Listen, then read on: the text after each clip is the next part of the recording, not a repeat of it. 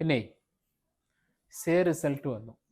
Plus ടുവിൻ്റെ ഈ വർഷത്തെ പോരാട്ടം കഴിഞ്ഞു. യഥാർത്ഥത്തിൽ വലിയൊരു പോരാട്ടം നടത്തിയ കുട്ടികളാണ്. ഒന്ന്, ഇവർ അലോട്ട്മെൻറ്റിൻ്റെ സമയം ഓർമ്മയുണ്ടോ? അവിടെയും സീറ്റില്ല, എവിടെയും സീറ്റില്ല, ബാച്ച് ഫുള്ള്, സീറ്റ് ഫുള്ള്, ബഹളം, സമരം, ഫസ്റ്റ് അലോട്ട്മെൻറ്റ് അങ്ങനെയൊക്കെ കഴിഞ്ഞു. പ്ലസ് 1 ആരംഭിച്ചു. പ്ലസ് 2 കഴിഞ്ഞു, റിസൾട്ട് വന്നു. 30-30% കുട്ടികൾ അതിൽ നിന്ന് പുറത്തായി, പാസ്സായില്ല. അവർക്ക് വേണ്ടിയിട്ടുള്ള ഓപ്ഷനാണ് സേവ് ഇയർ. സേ വന്നു. സേയുടെ റിസൾട്ട് ഇന്നലെ വന്നു. ഇന്നലെ വന്നപ്പം 23% കുട്ടികൾ മാത്രമേ സേ പാസ്സായിട്ടുള്ളൂ. 2 പ്രശ്നങ്ങൾക്ക് ഇവിടത്തിലുണ്ട്. ഇപ്പം ആദ്യം നമുക്ക് നല്ല ഭാഗം നോക്കാം. പാസ്സായ ആൾക്കാർ എന്താ ചെയ്യുക? സേ റിസൾട്ട് എപ്പോഴും വലിയൊരു തലവേദനയാണ് എല്ലാവർക്കും. കാരണം എന്താണെന്ന് വെച്ചാൽ ഈ കുട്ടികൾ പാസ്സാണോ? യെസ്, പാസ്സാണ്. പക്ഷെ പ്രശ്നം കിടക്കുന്നുള്ളത് പ്ലസ് 2 എന്നതിൽ നിൽക്കേണ്ടി വരും ഇവര് എന്നുള്ളതാണ് ഒരു വലിയ വിഷമം. കാരണം നോക്കൂ നിങ്ങൾ, ഇപ്പോൾ നമുക്ക് ഓരോ യൂണിവേഴ്സിറ്റിയുടെ അലോട്ട്മെന്റ് എടുത്ത് നോക്കാം. മിക്ക യൂണിവേഴ്സിറ്റികളിലെയും അലോട്ട്മെന്റുകൾ കഴിഞ്ഞു, സീറ്റ് കംപ്ലീറ്റ് ആയി, ക്ലാസ്സും തുടങ്ങി. ഓക്കെ, ക്ലാസ് സ്റ്റാർട്ട് ചെയ്തു. അതെ, എന്ന് വെച്ചാൽ അലോട്ട്മെന്റ് ഒക്കെ കഴിഞ്ഞിട്ട് സ്പോട്ട് കഴിഞ്ഞു. ഇപ്പൊ കഴിഞ്ഞ ദിവസം നമുക്ക് സ്പോട്ട് ആയിരുന്നു, സ്പോട്ട് അഡ്മിഷൻ. അതായത് ഇനീഷ്യൽ ആദ്യത്തെ എൻട്രി എല്ലാം കഴിഞ്ഞതിന് ശേഷം അത് തന്നെ പാസ്സായിട്ട് ഇപ്പോൾ എനിക്കറിയുന്ന കുറച്ച് സ്റ്റുഡൻസ് ഉണ്ട്, 80% മാർക്ക് കിട്ടിയ കുട്ടികളാണ്. ആ കുട്ടികൾക്കടക്കം ഈ ഗവൺമെന്റ് കോളേജുകളിൽ സീറ്റ് കിട്ടിയില്ല. നമ്മൾ വലിയൊരു പരാതി പറയുന്നുണ്ടായിരുന്നു, ഗവൺമെന്റ് കോളേജിലൊക്കെ സീറ്റ് എന്താണ് പിന്നെ ബാക്കിയാണെന്നൊക്കെ എന്താണെന്നൊരു ധ്വനി ഉണ്ടായതുപോലെ ഉണ്ടായി. പക്ഷെ സ്ഥാനത്ത് ഈ വർഷം എന്താണെന്നറിയോ? ഈ വർഷം ഇപ്പോൾ നമ്മൾ സ്പോട്ട് അലോട്ട്മെന്റിന്റെ സമയത്ത് പല ഗവൺമെന്റ് കോളേജുകളിലെയും സീറ്റുകൾ നോക്കുന്ന സമയത്ത് 4, 5, 3 സീറ്റുകൾ കഴിഞ്ഞ വർഷം ബാക്കിയായിട്ടുണ്ടാവും. പക്ഷെ എനിക്ക് തോന്നുന്നതേ, നമ്മൾ ഈ കണക്കെടുക്കുന്നതിൽ ഒരു പ്രതിസന്ധി ഉണ്ട്. ആർക്കും വേണ്ടാത്ത സാധനം ഒരുപാട് ബാക്കിയുണ്ട്. ആരും എടുക്കാത്ത കോഴ്സുകളുണ്ടാവും. ആ കോഴ്സുകളായിരിക്കണം. കാരണം കഴിഞ്ഞ വർഷത്തെ കണക്ക് യൂണിവേഴ്സിറ്റി തലത്തിൽ, പിന്നെ അൺഎയ്ഡഡ് കോളേജൊക്കെ ഇതിൽ ആഡ് ചെയ്യും. നല്ല സ്ഥാപനങ്ങളല്ലാത്ത ശോകമുഖമായ അന്തരീക്ഷത്തിലുള്ള കുറെ സ്ഥാപനങ്ങൾ, ആ സ്ഥാപനങ്ങളൊക്കെ ആഡ് ചെയ്തിട്ടായിരിക്കും കണക്ക് വരുന്നത്. ഏതായാലും നമുക്ക് റിസൾട്ടിലേക്ക് വരാം. റിസൾട്ട് വന്നൊരു കുട്ടിക്ക് ആക്ച്വലി കോളേജിൽ പോയിട്ട് ജോയിൻ ചെയ്യാൻ പറ്റുന്നില്ല ഇപ്പോൾ. കാരണം അലോട്ട്മെന്റ് ഫില്ലായി, സ്പോട്ട് അഡ്മിഷനും ഫില്ലായിക്കൊണ്ടിരിക്കുകയാണ്. നേരത്തെ ഫസ്റ്റ് റിസൾട്ടിൽ തന്നെ പാസ്സായ കുട്ടികൾക്ക് പോലും സീറ്റ് കിട്ടിയിട്ടില്ല ഗവൺമെന്റ് കോളേജുകളിലൊക്കെ. അങ്ങനെ ഇല്ല, അങ്ങനെയാണെങ്കിൽ ഈ സേ എഴുതിയ കുട്ടിക്ക് എന്തായാലും കിട്ടൂലല്ലോ. സേ എഴുതിയ കുട്ടിക്ക് പിന്നെ അതൊക്കെ അത് ഒരു മെറിറ്റ് കൺസേൺ ആണ്. എന്നെ സംബന്ധിച്ചിടത്തോളം ഒരു മാർക്ക് ബേസ് ചെയ്തിട്ട് സീറ്റുകൾ കിട്ടുകയും കിട്ടാതിരിക്കുകയും ചെയ്യുന്നതിനോട് പേഴ്സണലായിട്ട് വലിയ വിയോജിപ്പൊന്നുമില്ല. പക്ഷെ അവിടെ വരുന്ന വേറൊരു പ്രശ്നം എന്താണെന്ന് നിങ്ങൾ നോക്ക്, ഈ സേ എഴുതിയ കുട്ടി അത്യാവശ്യം നല്ല ബ്രില്യൻ്റ് ആയി ഒരു സബ്ജക്റ്റിലായിരിക്കും ഈ കുട്ടി പോയിട്ടുണ്ടാവുക. ആ കുട്ടിക്ക് ബാക്കി എല്ലാത്തിലും ഉണ്ട്. ഇവിടെ ഓൾറെഡി അലോട്ട്മെന്റുകളൊക്കെ കഴിഞ്ഞതിന് ശേഷം ഈ കുട്ടി എങ്ങനെയാണ് അവിടെ ജോയിൻ ചെയ്യുക? അത് ഓക്കെ, അതിലൊരു കൺസേൺ ഉണ്ട്. സെൻട്രൽ യൂണിവേഴ്സിറ്റിയുടെ അവസ്ഥ എന്താ? സെൻട്രൽ യൂണിവേഴ്സിറ്റിയിലും ഓൾറെഡി ഇപ്പൊ എക്സാം കഴിഞ്ഞതിന് എൻട്രൻസ് എക്സാമുകൾ കഴിഞ്ഞു. അവിടെയും ഓൾറെഡി അലോട്ട്മെന്റുകളൊക്കെ കഴിഞ്ഞു. സ്പോട്ടിലേക്ക് പോവാണ്, സ്പോട്ട് അഡ്മിഷനിലേക്ക് പോവാണ്. എനിവേ, ഈ കുട്ടികൾക്ക് ഇനി മുമ്പിൽ ഗവൺമെന്റ് കോളേജുകളിൽ ഈ അക്കാഡമിക് ഇയറിൽ പോയി ജോയിൻ ചെയ്യുക എന്നുള്ളത് ഒരു ഹെർക്കുലിയൻ ടാസ്ക് ആണ്, പറ്റില്ല. വളരെ റയർ ആയിട്ടുണ്ടാകുന്നത് കുട്ടി കിട്ടിയാലായി, അത്രയേ ഉള്ളൂ, പറ്റില്ല എന്നുള്ളത് തന്നെയാണ്. ഇനിയുള്ളത് സെൽഫ് ഫിനാൻസ് കോളേജുകളാണ്. സെൽഫ് ഫിനാൻസ് കോളേജുകളിൽ പോയിട്ട് പഠിക്കാൻ മാത്രമുള്ള കപ്പാസിറ്റി ഫിനാൻഷ്യലി കുട്ടിക്ക് ഉണ്ടെങ്കിൽ മാത്രമേ അവിടെ ജോയിൻ ചെയ്യാൻ പറ്റുള്ളൂ. മാത്രമല്ല അവിടുത്തെ നിലവാരത്തിലാണ് തൃപ്തിപ്പെടുകയും വേണം. അപ്പൊ അത് ഒരു ഏരിയ ആണ് ഈ കുട്ടിക്കുള്ള ഒരു സൊല്യൂഷൻ. നമുക്ക് അങ്ങനെ പറയാം, സെൽഫ് ഫിനാൻസ് കോളേജിൽ പോയിട്ട് പഠിക്കേണ്ടി വരും എന്നുള്ളൊരു സൊല്യൂഷൻ. അത്രേ ഉള്ളൂ. എവിടെയാണ് ഇതിന്റെ കിളി പോയത്? ഇവർ എഴുതിയത് കറക്റ്റ് പരീക്ഷ തന്നെയാണ്. ഇവർ ഓട് വിളിച്ചു വന്നൊന്നുമല്ല. പരീക്ഷ എഴുതി പാസ്സായി, റിസൾട്ട് വന്നു. പ്രശ്നം എന്താ വെച്ചാൽ നമ്മുടെ എഡ്യൂക്കേഷൻ സിസ്റ്റത്തിന്റെ ഒരു പ്രശ്നമുണ്ട് അതിനകത്ത്. അത് വലിയ പ്രശ്നമാകുന്ന ഒരു കാര്യമാണ്. നമ്മൾ പറഞ്ഞാൽ അത് സമ്മതിച്ചൊന്നും തരൂല. പക്ഷെ ഉള്ളതുള്ള പോലെ പറയണല്ലോ. സംഭവം ഇവരുടെ ഒരു രീതികളൊന്ന് നോക്ക്. പ്ലസ് 2 എക്സാം എല്ലാവരും എഴുതുന്നു. എക്സാം എഴുതിയതിനു ശേഷം ഒന്നുകിൽ ഈ സേന്റെ റിസൾട്ട് എല്ലാം കഴിഞ്ഞതിന് ശേഷം അലോട്ട്മെന്റുകൾ തുടങ്ങാൻ വിളിക്കുക. ഒരു ലാഗിങ് ഉണ്ടാവും കേട്ടോ, അതിലൊരു ലാഗ് ആവും. പക്ഷെ അത് പറഞ്ഞിട്ട് ഇപ്പൊ യൂണിവേഴ്സിറ്റിയിൽ കയറിന് ശേഷം എക്സാം ഒക്കെ ഇവർ വൃത്തിക്ക് നടത്താറുണ്ടോ? അത് വേറെ ഏരിയാസ് ആണ്. അതിൽ പോലും ഈ കുട്ടികളുടെ എൻട്രി മിസ് ആവില്ലല്ലോ, കുട്ടികൾക്ക് എൻട്രി കിട്ടാതെ ആവില്ല. എനിവേ, ഇനിയിപ്പോൾ സെൽഫ് ഫിനാൻസ് കോളേജുകളിലേക്ക് ഇവർ പോകുന്നു. സെൽഫ് ഫിനാൻസ് കോളേജിലേക്ക് പോയാലും പ്രശ്നം എന്താണെന്ന് വെച്ചാൽ ഈ കുട്ടികൾക്ക് അവിടെ എത്തുമ്പോൾ ഏറ്റവും ലാസ്റ്റ് വരുന്ന കുട്ടികളാണ് ഇവര്. പോർഷൻസ് ഒക്കെ കുറെ കഴിഞ്ഞ് പോയിട്ടുണ്ടാവും. അവിടെ ഇവർക്ക് ഓടിയെത്താൻ പറ്റാത്ത സാഹചര്യം വരും. എന്തുകൊണ്ടാണ് ഈ കോളേജുകളിലൊക്കെ കൂടുതലും ഈ പേപ്പർ ബാക്കുകൾ വന്നു പോകുന്നത് വെച്ചാൽ ഈ ഒരു സിസ്റ്റം കറക്റ്റ് ആവാത്തത് കൊണ്ടുള്ള ഒരു പ്രശ്നം അതിനകത്ത് കൃത്യമായിട്ടുണ്ട് എന്നുള്ളതാണ്. ജയിച്ച കുട്ടികൾക്ക് ഒന്നുകിൽ സെൽഫ് ഫിനാൻസ് കോളേജുകൾ സ്പോട്ട് അലോട്ട്മെന്റിന് പോയിട്ട് നോക്കുക, ഗവൺമെന്റിൽ കിട്ടിയാൽ കിട്ടി, സെൽഫ് ഫിനാൻസ് കോളേജുകൾ സ്പോട്ടിന് കിട്ടിയെങ്കിലും അവർക്ക് താല്പര്യമുള്ള, അതൊരു വലിയ കൺസേൺ കേട്ടോ. നമ്മളെ വിദ്യാഭ്യാസ സംവിധാനത്തിൽ കുട്ടിക്ക് അവസരങ്ങളുണ്ട് എന്ന് പറഞ്ഞാൽ അവന് ഇഷ്ടപ്പെട്ട കോഴ്സ് പഠിക്കാൻ അവസരമുണ്ടെന്നല്ല, എന്തെങ്കിലും പഠിക്കാൻ അവസരമുണ്ട്. പ്ലസ് ടുവിൽ നമ്മൾ കാണുന്ന ഒരു സാധനം ഉണ്ടല്ലോ, പ്ലസ് ടുവിന് സീറ്റ് കിട്ടും. ഏത് കോമ്പിനേഷനാണ്? ആർക്കും വേണ്ടാത്തൊരു കോമ്പിനേഷൻ ഉണ്ട്. ഇപ്പോൾ ഞാൻ കഴിഞ്ഞ ദിവസം ഒരു കണ്ടത് ആന്ത്രപ്പോളജിയിലാണ് എന്തുള്ളത് സീറ്റ് ഉള്ളത്. നല്ല കോഴ്സ് അടിപൊളി കോഴ്സ്, ആന്ത്രപ്പോളജിക്ക് വലിയ സാധ്യതയൊക്കെ ഉണ്ട്. ഈ കുട്ടി ആക്ച്വലി ആന്ത്രപ്പോളജിക്ക് കേൾക്കുന്ന ഫസ്റ്റ് ആണ്. അപ്പൊ ഈ കുട്ടിക്ക് ആന്ത്രപ്പോളജിനെ കുറിച്ച് അറിയില്ല. അപ്പൊ ഗവൺമെന്റ് സീറ്റ് ഉണ്ടല്ലോ, നിനക്ക് എന്താ ജോയിൻ ചെയ്താല് എന്തിനാ ഈ കുട്ടി ആന്ത്രപ്പോളജിയിൽ പോയിട്ട് എന്തിപ്പോ ചെയ്യുക? ഞാനൊരു ക്ലാസ് എടുക്കുന്ന സമയത്ത് ഇങ്ങനെ നമ്മുടെ അക്കാഡമി തന്നെ ഇങ്ങനെ പറഞ്ഞു, നരവംശാസ്ത്രം എന്ന് പറഞ്ഞിട്ടാണ് ഞാനിങ്ങനെ സംസാരിച്ചുകൊണ്ടിരിക്കുന്നത്. നരവംശാസ്ത്രവും സൈക്കോളജി എങ്ങനെ ഇന്റർ കണക്ട് ചെയ്യുന്നു എന്നുള്ളതാണ് സംസാരം. ഇങ്ങനെ കുറേ നേരം കഴിഞ്ഞപ്പം ഞാനിങ്ങനെ എനിക്കൊരു സംശയം, ഇത് കത്തിയിട്ടുണ്ടോ? ഞാൻ ചോദിച്ചു, നിങ്ങൾക്ക് നരവംശാസ്ത്രം എന്ന് പറയുന്നത് ആന്ത്രപ്പോളജി എന്ന് പറയുന്നത് മനസ്സിലായോ? ആ മനസ്സിലായി. അപ്പോൾ എന്താണത് എന്ന് ചോദിച്ചപ്പോൾ പറഞ്ഞു, ഈ താടി മുടിയൊക്കെ നരക്കുമല്ലോ, വെളുത്ത കളർ, അതാണ് നരവംശാസ്ത്രം. കാരണം അവരത് കണക്ട് ചെയ്യുന്നുണ്ട്. സൈക്കോളജിക്കലി പറയുമ്പം കറക്റ്റ് ആണ്. കാരണം സ്ട്രെസ് കൂടിയാൽ താടി നരക്കും, മുടി നരക്കും, ആ കഷണ്ടി അതൊക്കെ ആവും എന്നുള്ളതാണ്. ഇത് ശരിക്കും സംഭവിച്ചത് നമ്മുടെ അക്കാഡമിയിലേക്ക് BSc കുട്ടികൾക്ക് ക്ലാസ് എടുക്കുന്ന സമയത്ത്. അപ്പൊ അത്രത്തോളം പരിചിതമായ ആന്ത്രപ്പോളജിയാണ് ബാക്കിയുള്ളത്. അപ്പൊ അതിലേക്ക് റയർ ആയിട്ടുണ്ടാവുന്ന, ആരും എടുക്കാത്ത കോഴ്സുകൾ എന്ന രീതിയിൽ സ്പെഷ്യലൈസേഷൻ ചെയ്തു പോകുന്ന കോഴ്സുകളിലേക്ക് മാത്രമേ ഈ സ്പോട്ടിൽ സീറ്റ് ഉണ്ടാവാറുള്ളൂ. ഓക്കെ, നമുക്ക് അതെന്താവെന്ന് വെച്ചാൽ ഈ കുട്ടികൾ എന്തെങ്കിലുമൊക്കെ സൊല്യൂഷൻ കണ്ടിട്ടുണ്ടാകും എന്ന് എക്സ്പെക്ട് ചെയ്യാം. ഒന്ന്, ഈ കുട്ടികൾ ഡിസ്റ്റൻസ് ആയിട്ടുണ്ടാവുന്ന മോഡിലേക്ക് ഇവർക്ക് പോകാൻ പറ്റും. ഡിസ്റ്റൻസ് ആയിട്ട് ഇപ്പൊ നിലവിൽ നമ്മുടെ കേരളത്തിൽ ഉണ്ടെങ്കിൽ ശ്രീനാരായണ ഗുരു യൂണിവേഴ്സിറ്റി ഉണ്ട്, അതുപോലെ തന്നെ ഇഗ്നോ യൂണിവേഴ്സിറ്റി ഉണ്ട്, പിന്നെ അതർ മറ്റു ഓൺലൈൻ യൂണിവേഴ്സിറ്റികളിലേക്കൊക്കെ നിലവിൽ അഡ്മിഷൻ നടന്നുകൊണ്ടിരിക്കുന്നുണ്ട്. ഓൾമോസ്റ്റ് ജൂലൈ, ഓഗസ്റ്റ്, സെപ്റ്റംബർ ഒക്കെ സാധാരണ നടക്കാറുണ്ട്. അപ്പൊ അത് വെച്ചിട്ട് ഡിസ്റ്റൻസ് ലേണിംഗിലേക്ക് പോകാം, ഒരു ഓപ്ഷനാണ്. അതല്ലാതെ ശരിക്കും യഥാർത്ഥത്തിൽ നമ്മളെ വേറൊരു പ്രോബ്ലത്തെ നമുക്കിവിടെ അഡ്രസ് ചെയ്യാൻ വേണ്ടി നോക്കിക്കൂടെ? ഈ കുട്ടികളുടെ അടുത്ത് ഒരു വർഷം കഴിഞ്ഞിട്ട് ഡിഗ്രിക്ക് പോയാൽ മതി. അങ്ങനെയാണെങ്കിൽ ഈ ഒരു വർഷം അവരുടെ ലൈഫിൻ്റെ ഒരു ഡിറ്റർമിനിങ് ഫാക്ടർ ആക്കാൻ, അത് നമ്മളെ സംബന്ധിച്ചിടത്തോളം നമ്മൾ പഠനത്തിൽ ബ്രേക്ക് വരിക എന്നുള്ളത് ഒരു പോസിറ്റീവായിട്ടല്ല നമ്മുടെ സംസ്കാരം, നമ്മളൊരു ലേണിംഗ് കൾച്ചർ. നേരെ മറിച്ച് നമ്മൾ പുറത്തുള്ള ഒരു ലേണിംഗ് കൾച്ചർ എടുത്ത് നോക്കിക്കഴിഞ്ഞാൽ ഡിഗ്രിക്ക് പോകുന്നതിന് മുമ്പ് ഒരു വർഷം വർക്ക് ചെയ്യുക, 1-2 പുറത്തു പോകണ്ട. ഇവിടെ തന്നെയുള്ള കുറേ കുട്ടികൾ അങ്ങനെയുണ്ട്. ഇപ്പം എൻ്റെ തന്നെ പരിചയത്തിലുള്ള ഒരു കുട്ടിയുണ്ട്. ആള് +2 കഴിഞ്ഞതിന് ശേഷം ഒരു വർഷം ജോലി ചെയ്തു. ജോലി ചെയ്ത് എവിടെയെന്ന് വെച്ചാൽ ആ വീട്ടിലെ പ്രാരാബ്ദം കൊണ്ട് എന്താക്കിയതാണ്, ആളൊരു ഹോട്ടലിൽ പോയി ജോയിൻ ചെയ്തു. അപ്പോൾ കിട്ടിയ ഹോട്ടലിൽ നല്ല അടിപൊളി ഹോട്ടലായിരുന്നു. അടുത്ത സൂപ്പർവൈസറൊക്കെ അത്യാവശ്യം നന്നായി ഹെൽപ്പൊക്കെ ചെയ്തിട്ട് പറഞ്ഞു, പിന്നെ ഫുഡ് ആൻഡ് കാറ്ററിംഗ് മാനേജ്മെന്റ് എന്ന് പറഞ്ഞൊരു കോഴ്സ് ഉണ്ട്, നിനക്ക് പറ്റും, നിനക്ക് ഭയങ്കര ഇൻട്രസ്റ്റ് ഉണ്ട്, നീ എന്താക്കുക അതിന് പോയിക്കോ എന്ന് പറഞ്ഞു. ഇവൻ അത്യാവശ്യം അതിലൊക്കെ നിൽക്കുന്നവനാ. സംഭവം ആള് പോയ സമയത്ത് ആളാണ് അടുത്ത ബ്രില്യന്റ്. കാരണം എന്താ, ഇവിടുത്തെ എക്സ്പീരിയൻസ് ഉണ്ട്. ഒരു കൊല്ലം പണിയെടുത്ത് പോരാടി, തിയറി അല്ലല്ലോ, പ്രാക്ടിക്കൽ അല്ലേ, പോരാടി എക്സ്പീരിയൻസ് ഉണ്ട്.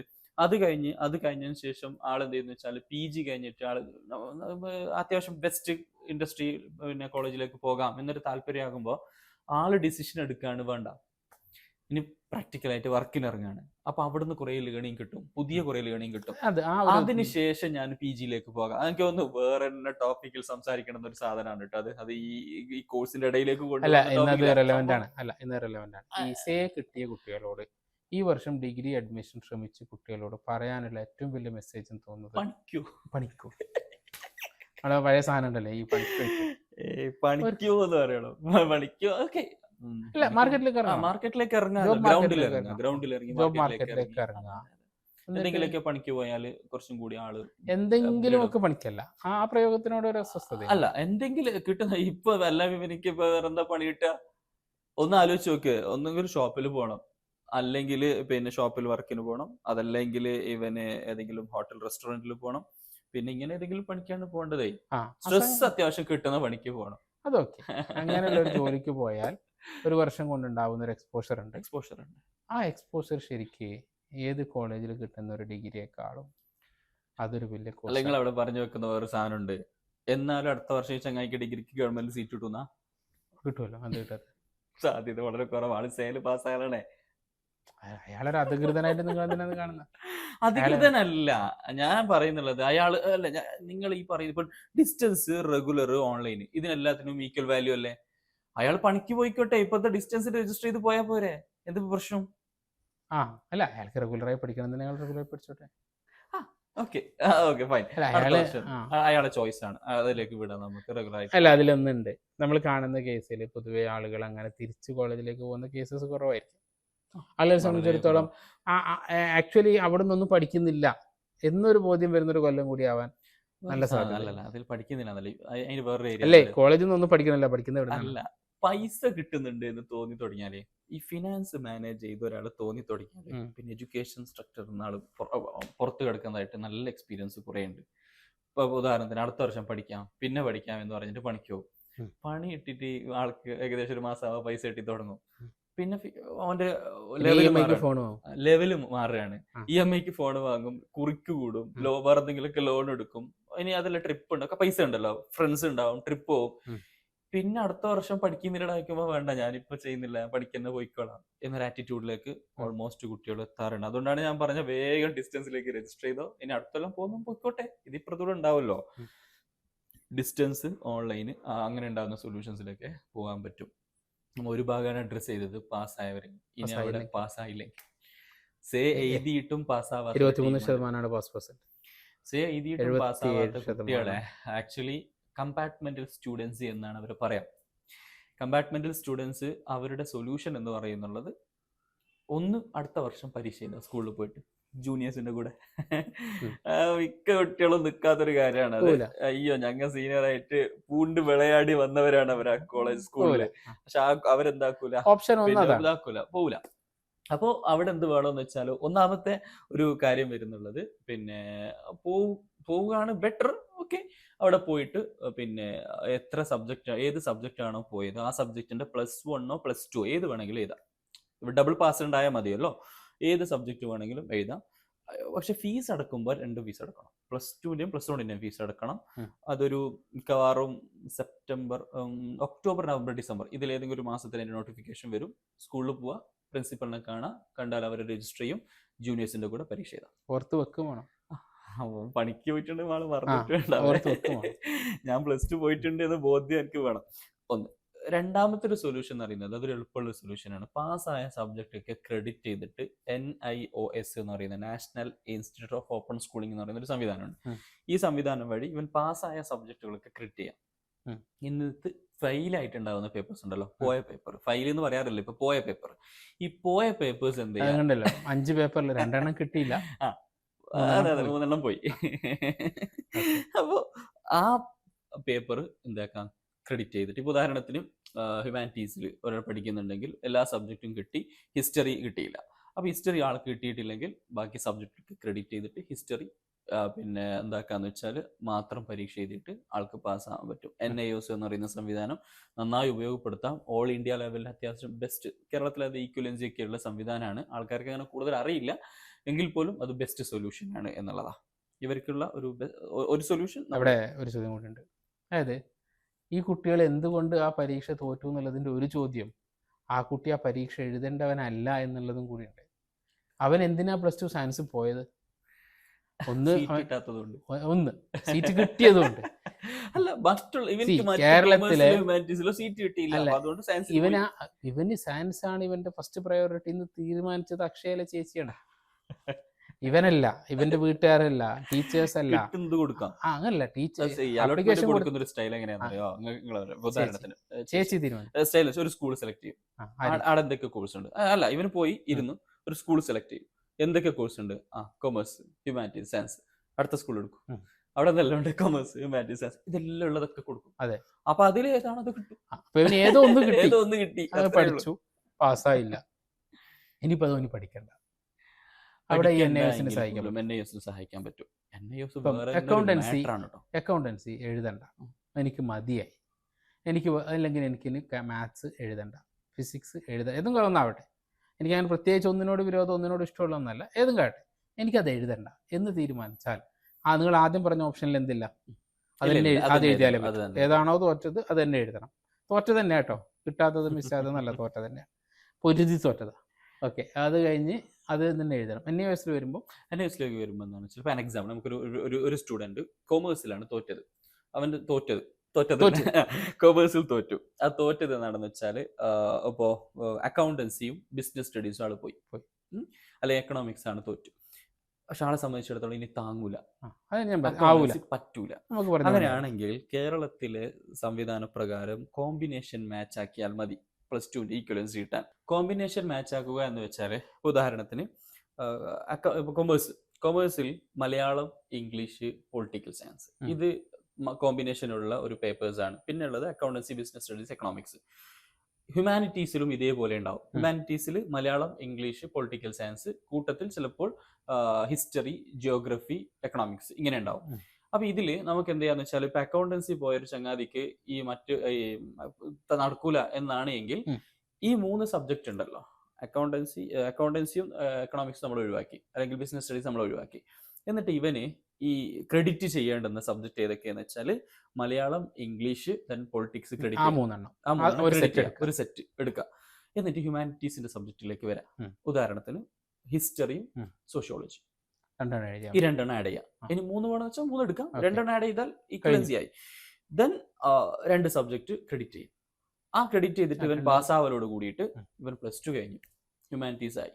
ഹ്യൂമാനിറ്റീസിൽ +2 കഴിഞ്ഞു. ഈസിയാണ്, വളരെ എളുപ്പമാണ്. ഇനി പ്രാക്ടിക്കലാണ്. ഇനി സയൻസിന്റെ ആൾക്ക് വേണമെങ്കിൽ കൊമേഴ്സിലേക്ക് മാറാം. ഇനിയിപ്പോ ഫിസിക്സ്, കെമിസ്ട്രി, ബയോളജി താങ്ങൂല, പറ്റുന്നില്ല, ഒരു രക്ഷയില്ല. അക്കൗണ്ടൻസി, ബിസിനസ് സ്റ്റഡീസ് എടുക്കാം, എക്കണോമിക്സ് എടുക്കാം, ആള് കൊമേഴ്സിൽ പാസ്സായി. ഇപ്പുറത്തൂടെ ഇനി ഹ്യൂമാനിറ്റീസ് ഇതിനകത്ത് നടക്കും. ആദ്യം പറഞ്ഞാൽ അത് തന്നെ എഴുതണം. NIOSലാണെങ്കിൽ എളുപ്പമുള്ള പേപ്പർ എടുത്തിട്ട് ഇതിൽ എളുപ്പമുള്ള രസമുള്ള കുറെ സാധനങ്ങൾ. പക്ഷെ കേരളത്തിലെ കോമ്പിനേഷനോട് മാച്ച് ആവില്ലെന്നേ ഉള്ളൂ. +2 ഇന്ത്യയിലെ എന്താണ് SSC ഒക്കെ എഴുതുന്നതിന് പ്രശ്നമൊന്നും ഉണ്ടാവില്ല. ഉദാഹരണത്തിന് പിന്നീട് പറയാം.